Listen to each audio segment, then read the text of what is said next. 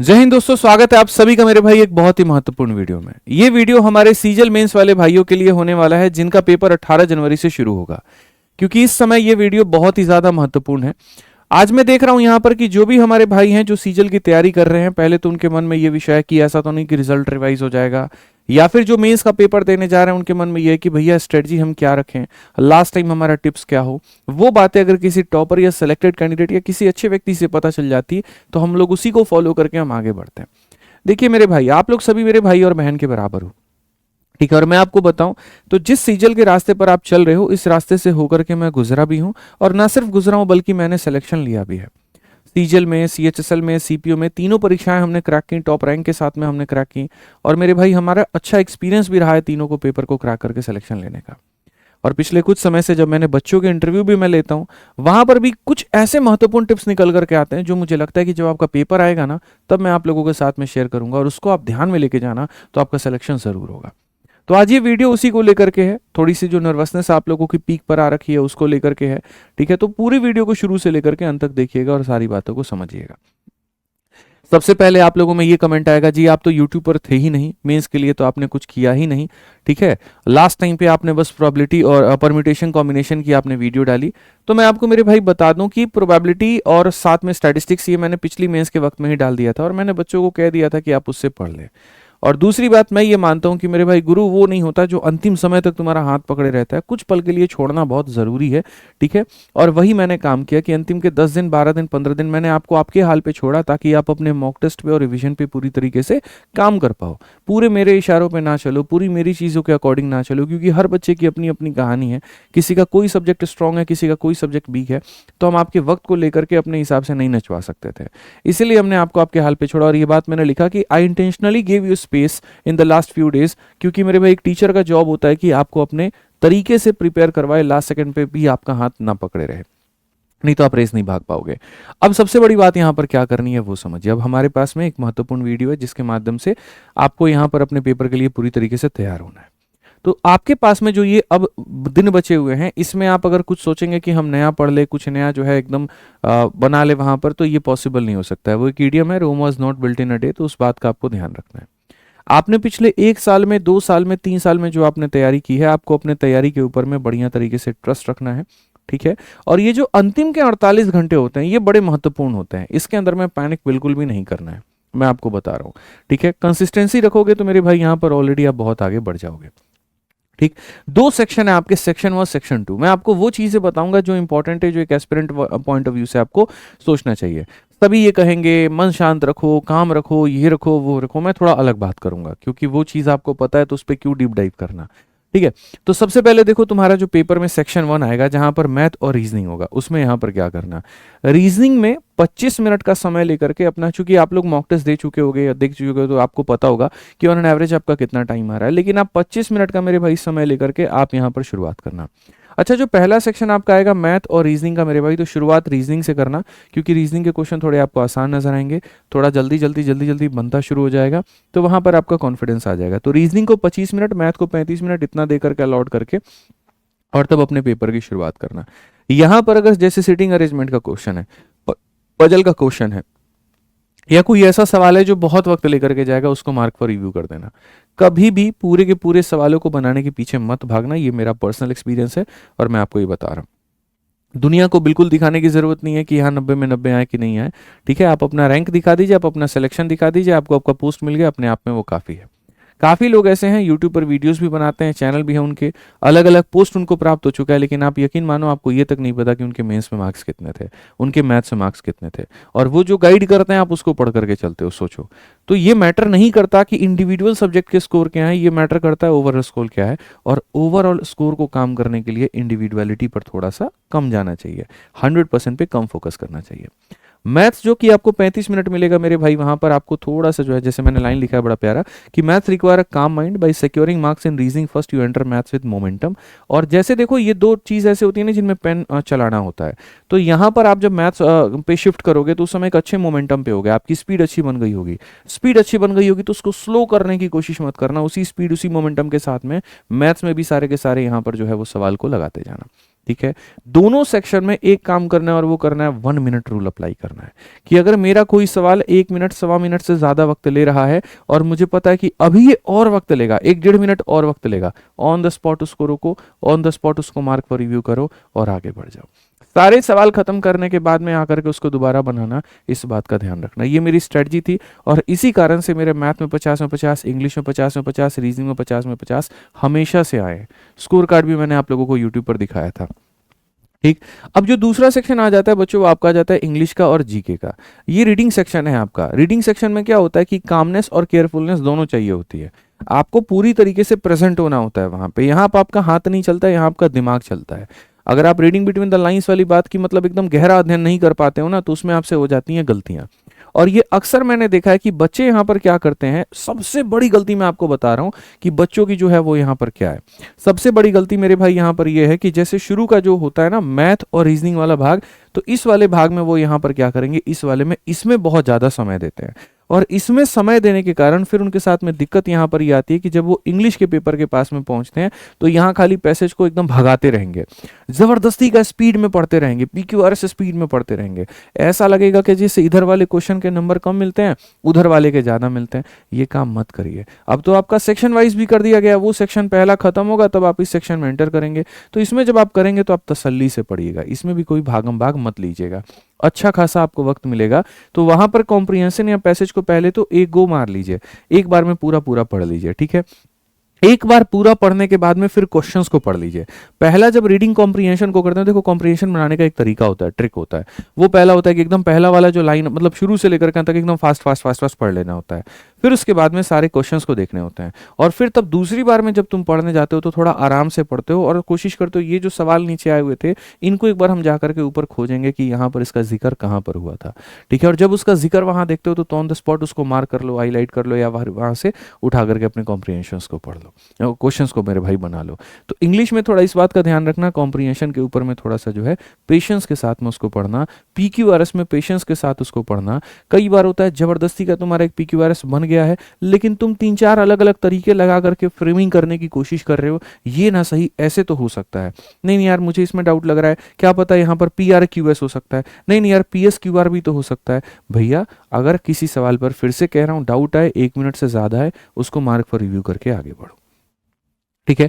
Vocabulary में थोड़ी सी आप लोगों के साथ में या स्पेलिंग में आपको दिक्कत क्या होती है, पहले जो फर्स्ट गो में आपका आंसर आता है आप उसको टिक कर देते हो, लेकिन जैसे आप बाकी ऑप्शंस को भी देखते हो वहां पर आपकी गट फीलिंग बदल जाती है, लगता है नहीं यार बी भी तो हो सकता है, सी भी तो हो सकता है। ऐसे केस में मैंने अक्सर एक प्रोबेबिलिटी देखी है कि पहली बार में टिक किया गया उत्तर ही आपका सही होता है, दूसरी और तीसरी बार में जो लास्ट मोमेंट में चेंज करते हो उनमें गलती होने की संभावना ज़्यादा होती है। उनको भी मार्क पर रिव्यू करके आगे बढ़ सकते हो और मैं बोलूंगा कि उसको चेंज ना ही करो तो बेहतर है, क्योंकि साइंटिफिक स्टडी कहता है कि जो पहली बार में आपका आता है उसके सही होने की चांसेस 70 से 80% होते हैं, और जैसे आप उसको बदलते हैं फिर वहां गलत होने के चांसेस बढ़ जाते हैं। इस बात का ध्यान रखिए। जीके जीएस को लेकर के एक स्पेशल बात मैं अभी आपको कहूंगा जो आपको फोकस करना चाहिए। पहली बात यहाँ पर जीके जीएस बाइनरी है, या तो तुम्हें पता है या तुम्हें नहीं पता है। इसमें कोई ऐसा नहीं है फॉर्मूला लगा करके सवाल को तो हल कर दोगे। तो जब मेरे भाई पता है तो सीधे सीधे उसका आंसर दीजिए, लेकिन जब नहीं पता है तो ओखल में सर मत मारिए। दुनिया को आपको ये नहीं दिखाना है कि आपके 7 नंबर आए कि आपके 70 नंबर आए कि कितने नंबर आए, मैटर ही नहीं करता है। मैटर यहाँ पर यह करता है कि पता चले, मान लीजिए कि कोई बिना गलती किए 10 नंबर लेकर के आ रहा था, उसने ये देखा कि यार दुनिया तो मेरे ऊपर में हंसेगी कि यार इसने तो 10 ही नंबर लेकर के आए, तो हम और तुक्का मारना शुरू किए, और तुक्का मारने के चक्कर में जो 10 नंबर मेरे बन रहे थे वो भी कम होकर के 5 पर आ गए। अब जाओ अगले साल की तुम तैयारी करो। तो ये काम मत करना मेरे भाई, यहाँ पर इस सेक्शन को इतने देर के अंदर में खत्म करके अपने वक्त को पूरी तरीके से बचाना। ठीक है। अब ये दोनों बातों के ऊपर में ध्यान रखने के बाद मैं अभी जीके जीएस पर भी लेकर के तुम लोगों को आऊंगा। ठीक है। अब एक आधा सिनेरियो क्या होता है जो पर्सनली मैंने भी फील किया था अपने पेपर के दौरान, और आज मैं देखता हूं काफी सारे एस्पिरेंट्स भी फील करते हैं। ठीक है। जब हम लोग पेपर देने जाते हैं ना तो हमारी नर्वसनेस पीक पे होती है, तो पीक पे होती है तो पहला क्वेश्चन आया, नॉर्मल क्वेश्चन है, सिमिलैरिटी का क्वेश्चन है, फलाना ट्रायंगल फलाना ट्रायंगल से सिमिलर है, इसकी भुजा और इसकी भुजा का अनुपात ये है, इसका पेरीमीटर इतना है, तो दूसरा बताओ। नॉर्मल क्वेश्चन जिसको 5 सेकंड में कर सकते हो। पता आप लोग पेपर के दौरान क्या करते हो, आराम से पढ़ते हो, पूरा पूरा एक एक लाइन पढ़ते हो, फिर देखते हो सिमिलर कहीं तो साइन तो नहीं है, कॉन्ग्रुएंस का तो कहीं नहीं हो गया ना, फिर उसके बाद लास्ट तक पढ़ते हो। जो सवाल 30 सेकंड में बना सकते थे उस सवाल को आप जबरदस्ती का 3 मिनट लेकर के गए। क्यों? एक्स्ट्रा केयरफुल होने के चलते, विजिलेंट होने के चलते कि यार ऐसा तो नहीं गड़बड़ हो जाए। अरे मेरे भाई, और जब लास्ट में तुम्हारा मोमेंटम पीक पर पहुंचता है, लास्ट में तुम्हारा वहां पर मोमेंटम एक पॉइंट पर आता है, तब तक तुम्हारे पास में क्वेश्चन बनाने के लिए जो है टाइम ही नहीं बचा होता। ये मत करो।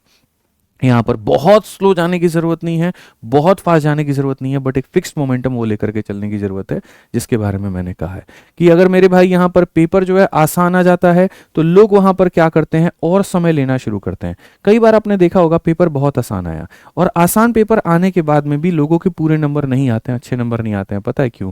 इसी कारण में कि if the paper seems easy, don't relax और slow down to be extra careful, maintain your share speed, easy paper have the highest rate of silly mistakes because we lose focus। ये बात मैं जानता हूं अच्छे तरीके से। आसान पेपर आता है वहां पर, तो बस आप वहां थोड़ा सा जो है वो विजिलेंट होने के चक्कर में वहां पर और गलतियां कर बैठते हैं, तो वो आप गलती यहां पर मत करिएगा, इस बात का बकायदा ध्यान रखिएगा। और दूसरा सिनेरियो क्या हो सकता है कि तुम्हारा पेपर मेरे भाई टफ आ सकता है। अब अगर टफ पेपर तुम्हारे सामने मेरे भाई आ गया तो वहां पर क्या होगा, पैनिक करने लगते हो। शुरू के 4 से 5 सवाल लग गए मेरे भाई 10 से 12 मिनट, अब तो बोले पेपर हमारा गया। जरूरत ही नहीं है। अरे यार वो क्वेश्चन तुम्हारा टफ थोड़ी है, वो तो सबका आया है। मेरा एक दोस्त था, प्रतीक था, उसने 4 गवर्नमेंट एग्जाम्स निकाले थे और चारों के चारों बैंक के थे। उसकी एक बड़ी प्यारी लाइन थी, जो स्टॉक्स पर भी आप जाकर के सुनना, ठीक है। 5 गवर्नमेंट एग्जाम्स एक साथ निकाले थे, 4 बैंक का था, एक और ही था। उसने ये कहा कि यार जब पेपर में क्वेश्चन टफ आता था ना, तो वो मैं ये समझता था कि अगर ये मेरे से नहीं बना है तो पूरी क्लास में किसी से नहीं बना है, ठीक है। ये मान करके चलो मेरे लिए ही टफ नहीं है, वो पूरी क्लास के लिए मैं वहां पर टफ है। तो जब पूरी क्लास के लिए वहां पर टफ है तो मैं इतना पैनिक क्यों लूं? फिर मैं बाकी क्वेश्चंस पे फोकस करूंगा ना, जो मुझे नहीं आते हैं। तो ये बात मेरे भाई आप ध्यान रखिए। आसान पेपर आता है, सिली मिस्टेक्स की संभावना बढ़ती है, मोमेंटम आप अपना लूज कर देते हैं। टफ पेपर आता है तो वहां मतलब एक तरीके से नर्वसनेस होने के चलते वो स्पीड को डाउन कर देती है, किल कर देती है, और फिर आपका पेपर खराब होता है। तो टफ पेपर आए, उन क्वेश्चंस को स्किप करके आगे बढ़ना है, ध्यान रखिए इस बात का। नेक्स्ट अगर हम बात करें यहां पर, तो समझिए पहली बात जो मैंने साइकोलॉजिकल हैक्स आपको बताए थे, ऑप्शन चेंजिंग का आपको रूल बताया था, वो मैंने साफ तौर पर कहा था कि never change your answer in the last 5 minute unless you are 100% sure your first instinct या subconscious mind is usually right, doubt kill marks. कई बार होता है ना कि आंसर हम टिक करके बढ़ गए और अंतिम के 5 राउंड में जाकर के देखते हैं ये तुम्हारे थे, लेकिन लग नहीं रहा कि ये होगा, एक काम करते बी टिक कर देते हैं, सी कर देते हैं। तो वो जो मेरे भाई गलती होती है ना, उसकी संभावना बढ़ जाती है, ठीक है। तो ये बात बहुत मैंने पहले भी कहा था कि साइंटिफिक स्टडी ये बात कहती है कि फर्स्ट गो में जो तुम्हारा आता है वही उत्तर सही होता है, सेकंड गो वाले उत्तर को सही नहीं माना जाता है। इसके अलावा स्किपिंग एक अपने आप में आर्ट है, ये भी मेरे भाई बहुत प्यारी बात है, समझिएगा। Examiner plants 3 to 4 ego hurt questions, identifying and skipping them is the difference between a ranker and a repeater, ठीक है मेरे भाई। एक रिपीटर रैंकर उस दिन बन जाएगा जिस दिन इस बात को समझ लेगा, और वो यहां पर क्या है, आर्ट ऑफ स्किपिंग। मैं हमेशा ये बात कहता हूं, क्योंकि जब बच्चा कई सालों से तैयारी करता है ना, तो वो ये सोचता है अरे हमसे नहीं बनेगा तो किससे बनेगा, 2 साल हो गए, 3 साल हो गए, आदित्य सर का कोर्स ले लिए, फलाने सर का यूट्यूब पर वीडियो देख लिए, टॉप 100 क्वेश्चन भी करके जा रहे हैं, ये करके जा रहे हैं, हमसे नहीं बनेगा। तो बाबू तुम गए यहाँ पर, मतलब वही बात है, गए पानी लेने वहां पे, समझ जाओ यहाँ पे। तो ये काम नहीं करना है आपको, यहाँ पर इस तरीके से अपने आप को जो है ईगो हर्ट वाले क्वेश्चंस के जाल में नहीं फंसना है, ट्रैप में नहीं फंसना है, ठीक है। आप उनको बोलिए ठीक है भैया बहुत बढ़िया क्वेश्चन है, हमारा गणित इतना बढ़िया नहीं है, मन ही मन में हम अभी आपको स्किप करते हैं, बाद में आपकी पूजा करेंगे, पहले हमारे पास में जो बाकी देव खड़े हैं हम उनको यहाँ देख लें। ये बड़ा एक शालीन और बड़ा अच्छा तरीका है मेरे भाई यहाँ पर आपको अपने ईगो को शांत भी रखने का, ठीक है, और यहाँ पर आगे बढ़ने का भी, ये ध्यान रखो। अब उसके बाद में जो नेगेटिव मार्किंग का ट्रैप होता है उसमें तुम कैसे फंसते हो, एक ट्रैप मैंने तुमको बता दिया, आसान पेपर आ गया तो और टफ पेपर आ गया तो उस ट्रैप में कैसे फंसोगे। नेगेटिव मार्किंग के ट्रैप में क्या फंसोगे, सबसे पहले अगर तुम्हारा जीके बहुत वाहियात आता है, टेरिबल आता है, तो भैया एक्सेप्ट करो कि हाँ हमारा जीके टफ आया है, हमसे वहां पर नहीं बना है, लेकिन मेरे भाई यहां पर अंधाधुन गेस मत करने लग जाना। जब एकदम से लग जाए ना कि तुम्हारा सिलेक्शन हो ही नहीं सकता, तब तो तुक्के मारो समझ में आता है। लेकिन जो आपको लगता है कि आप एक डिसेंट पेपर, जो आपका एवरेज मॉक में स्कोर आता था, उससे 10-20 नंबर भी पीछे ही हो, बहुत पीछे भी नहीं हो, 10-20 भी पीछे हो, तो भी वहां ट्रैप में उसमें फंसने की जरूरत नहीं है। मैं देखता हूँ बच्चे ये लगता है अरे हम तो मॉक में 140 लेके आते थे और यहाँ मेरा 120 ही बन रहा है, ले भैया वहां पर लग गए हैं पूरा पूरा जो है अंधाधुन यहाँ पर गोली चलाने, एकदम यहाँ पर जो है टिक करने। यहाँ ये काम मत करिएगा। क्या पता आपके शिफ्ट का पेपर सबसे टफेस्ट हो, या क्या पता मेरे भाई सबके लिए वो क्वेश्चन टफेस्ट आए, और इस बार तो मेंस एक ही शिफ्ट में है, ठीक है, तो इतना पैनिक भी नहीं करना है। आप बना करके आओ ना सर, क्या पता हो आपका की एक्यूरेसी आपकी जीत जाए। आपने 100 क्वेश्चन बनाए, आपके 100 के 100 सही हो गए, और दुनिया ने 120 बनाए लेकिन 60 ही उसके सही हुए, 70 ही उसके सही हुए, तो जीत तो आप गए ना। तो इस चीज पर आप काम करिए वहां पे, ठीक है। एक बड़ी प्यारी लाइन है, समझिएगा कि विकेट बचाना ही रन बनाना होता है। टेस्ट क्रिकेट में लोग रन बनाने के पीछे नहीं भागते हैं, विकेट बचाना होता है। कई ऐसे मोमेंट आपने इंडिया पाकिस्तान के मैच देखे होंगे, जैसे धोनी का सबसे फेमस लाइन वहां क्या है, या फेमस सबसे काम क्या है, वो आता है जब वहां पर भाई, तो वो रन बनाएंगे ही नहीं। आपको लगेगा यार क्यों नहीं हो रहा, क्यों नहीं हो रहा, क्यों, और फिर विकेट बचते बचते बचते बचते देखोगे तो भैया 23 पर 5 था और फिर 230 पर 5 का पहुंच जाएगा, पता भी नहीं चलेगा। वही काम करना है। You only know 8 to 10 questions, do them and stop. Don't let GK eat up your math marks. पता चले तुमने यहाँ पर जो है जो नंबर मेरे भाई और लाने के चक्कर में मैथ के नंबर को इसके हवाले कर दिया, ले मेरे नंबर खा ले, और खाने के बाद में बस तुम्हारा ओवरऑल स्कोर डाउन हो गया। ये काम मत करना। तुम्हारे सामने दो चीजें आएंगी, या तो मेरे भाई हमें एक्यूरेसी पर फोकस करे या अटेम्प्ट पर फोकस करे। आप अक्सर ये काम करते हो, ये मत करिए, एक्यूरेसी पर फोकस करिए। 100% एक्यूरेसी के साथ में जाइए, चाहे आपके 30 में से 28 सवाल ही क्यों ना बने, 30 में से 27 सवाल ही क्यों ना बने, क्योंकि ये जितने बनेंगे वो पक्के होंगे और इसमें नंबर कटने की संभावना नहीं होगी। और इसके साथ साथ क्वेश्चंस के थोड़े से लैंग्वेज को भी पढ़ा करें। सिली मिस्टेक्स करके आएंगे तो रात भर दिन भर आपको सोने नहीं देगा, और वो आपको हमेशा मेरे भाई सताते रहेगा। इस बात को ध्यान है। वहां पर आपको कोई जुआ खेलने की जरूरत नहीं है, कोई वहां पर जो है एक तरीके से उसके पीछे भागने की जरूरत नहीं है, ठीक।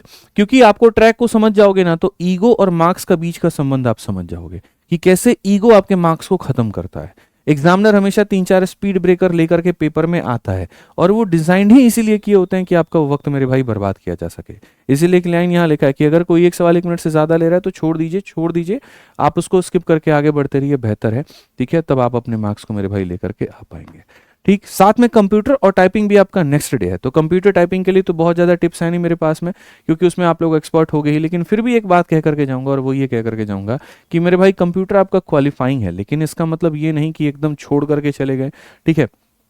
पढ़े ही नहीं। अच्छे अच्छे लोगों को मैंने देखे मेंस में अच्छे मार्क्स होने के बावजूद भी कंप्यूटर अगर क्वालिफाई नहीं कर पाते हैं तो सिलेक्शन रह जाता है। तो उसको थोड़ा सा लास्ट टाइम पे एक बार देख लेना। 18 तारीख को पेपर दे करके आना, तो ये नहीं सेंटर से कहीं निकल गए घूमने, मौज काट रहे हैं एकदम। याद रखो अगले दिन तुम्हारा पेपर टाइपिंग का भी है, ठीक है। आ करके एक्स्ट्रा रिवीजन करके जाओ, एक्स्ट्रा वहां प्रैक्टिस करके जाओ, क्योंकि समझदार बच्चा वही है जो 18 को मौज मस्ती ना करके 19 को मेरे भाई अपना घूमने फिरने निकलेगा। जो वक्त उसको यहाँ बर्बाद करना है वो 19 को करेगा, वो 18 को नहीं करेगा। इस बात का यहाँ ध्यान रखना। टाइपिंग पर भी सेम काम करना, ठीक है। आ जाओ अब यहाँ अंतिम समय, ठीक है। फिर से रिमाइंड करा देता हूं, हालांकि ये आपको पता होगा, लेकिन पता होने के बावजूद भी हमारे कई सारे साथी गलती करते हैं।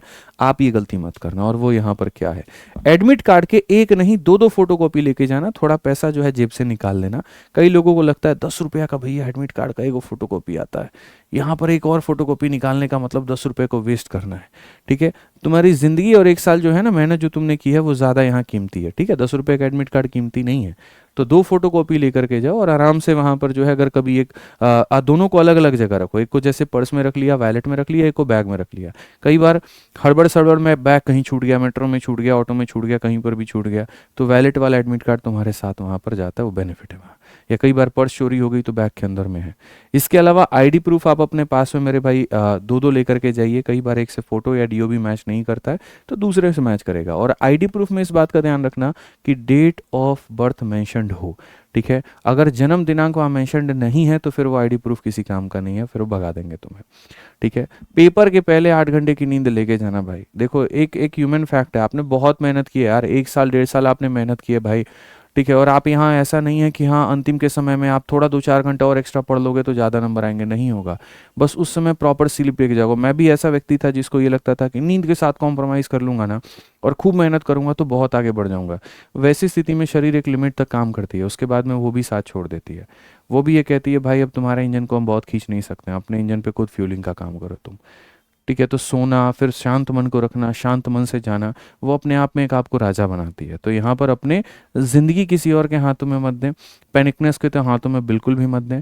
आपने मेहनत की है, लड़कियों को स्पेशली कहूँगा, आप लोग बहुत सोचती हो, मत सोचा करो इतना। आपने जो मेहनत की है मेरे भाई, आपका उसको परिणाम मिलेगा, आप इस बात को मान के चलिए। ठीक है। थोड़ा कम पैनिक होकर के जाइएगा। आप लोगों की पैनिकनेस बहुत सर पर होती है। कृपया करके प्लीज़, आपके भाई का रिक्वेस्ट है आपसे, आप ये काम मत करिएगा। ठीक है। थोड़ा घर पे बात कर लीजिएगा, सारी चीज़ें कर लीजिएगा, और जाते वक्त में थोड़ा एकदम रिलैक्स मोड में ही मत जाइएगा। आप प्लीज़ अपने तैयारी पर पेशेंस रखिए। आपका सिलेक्शन अगर नहीं होगा तो फिर किसका होगा, बात मानिए वहाँ पे। ठीक है। और मॉक वॉक लास्ट टाइम में देने की आप लोगों को कोई ज़रूरत नहीं है। आप लोगों ने अच्छी मेहनत की है, आपका रिजल्ट अच्छा आएगा, ये आपके भाई का वादा है आपसे। ठीक है। बाकी तो 10-10 क्वेश्चन वाले मैंने 3 वीडियोस करवा दिए हैं। 2 वीडियोस अभी अपलोड हो गए हैं यूट्यूब पर, तीसरी वाली भी हो गई है, तो आप लोग उसको देख लेना। और अगर आपको लगे कि नहीं यार इससे हमारे अंदर पैनिकनेस और क्रिएट हो सकता है, स्किप कर देना उसको, कोई दिक्कत की बात नहीं है। ठीक है। और याद रखना मेरे भाई, तुम शेर थे, तुम शेर हो, तुम शेर रहोगे। मेरा पूरा आशीर्वाद है यहाँ पर, एकदम विजयी होकर के आओ, जीत करके आओ, ये जंग तुम्हारी है। ठीक है। तुमसे तुम्हारा हक कोई नहीं छीन सकता है, तुमसे तुम्हारे सपने कोई नहीं छीन सकता है। तुम जीतोगे, मुझे यकीन है। बढ़िया से पेपर दो, हम यहीं पर हैं। ठीक है। बहुत सारी शुभकामनाएं। और ये सीजल का जो फालतू का ये सारी चीज़ें चल रही है, लिस्ट में नाम आ गया, नहीं आ गया, ये आ गया, एंड मोमेंट पे स्किप मारो ऐसी वीडियो को, क्योंकि तुम्हें पता है मेरे भाई यहाँ पर एसएससी नहीं सुधरने वाली है। अगर कोई गलती यहाँ पर वो करती है तो वो इतनी जल्दी एक्सेप्ट नहीं करेगी। और ये सारे ड्रामेबाजी तभी होती है जब मेंस का पेपर आता है। इसलिए मेरी तरफ से आपने एक भी वीडियो नहीं देखा होगा इसके ऊपर में। अब बोलोगे सर गलत के ऊपर तो आवाज़ ही नहीं उठा रहे, आप ऐसा कर रहे हो। नहीं भाई, देख लिया मैंने सारी चीज़ें, पेपर के बाद आवाज़ उठा लूंगा। बदलनी होगी ना तो आपके मेंस के बाद भी बदल जाएगी, नहीं बदलनी होगी तो कभी नहीं बदलेगी। बट वह मेंस के टाइम पर जहाँ आपका माइंड पूरी तरीके से पेपर को लेकर के ओरिएंटेड है, वहाँ मैं आकर के 4-5 हाई CTR के वीडियोस बना करके आपके माइंड को डिस्टर्ब नहीं करूँगा।